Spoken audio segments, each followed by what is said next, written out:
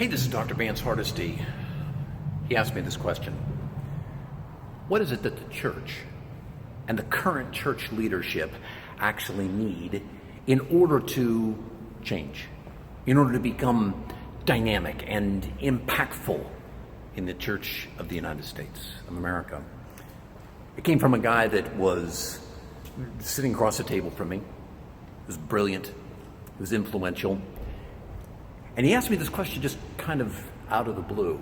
And it took me by surprise. In fact, as he asked it, there was a war going on between my head and my heart.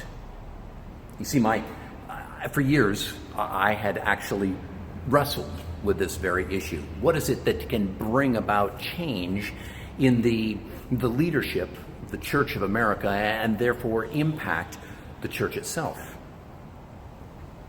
My head threw out three very easy answers. In fact, the three easy answers were: number one, we need to be involved in teaching leadership.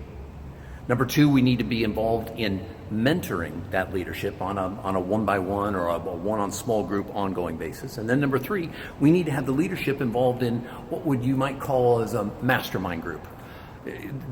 People with common interest gathering together on a regular basis in order to spur each other on to love and good works, as Scripture would say. That was my head answer. But at the same time, my heart within me said, no, that's not the whole answer, because that answer only moves people forward incrementally. We know this.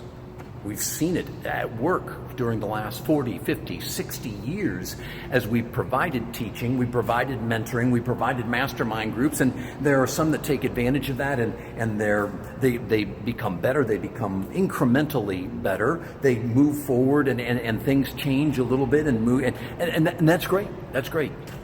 My heart said, you know what? In order for there to be massive change, we need, you've already guessed, we need the Holy Spirit of God. We need Him to be present in an absolutely supernatural way, and that way has always been defined as revival. Now, I know I'm mentioning something that, that we've all heard about, but in this last probably 80, 100 years since 1905 in the Azusa Street revival, we've really not seen widespread revival here in the United States. Oh, there may be some individual pockets. Some might argue that the 1970s were part of that, of a revival. And yet, the idea of widespread national change because of the inbreaking or outbreaking of the Holy Spirit of God has really not been a part of our lives and our existence.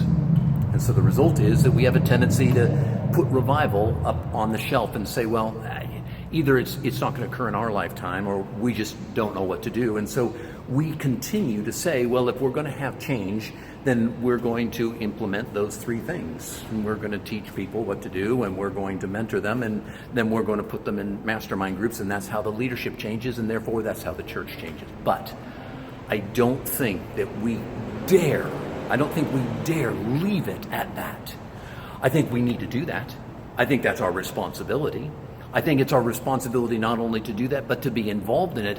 But I don't think that we can default to only that.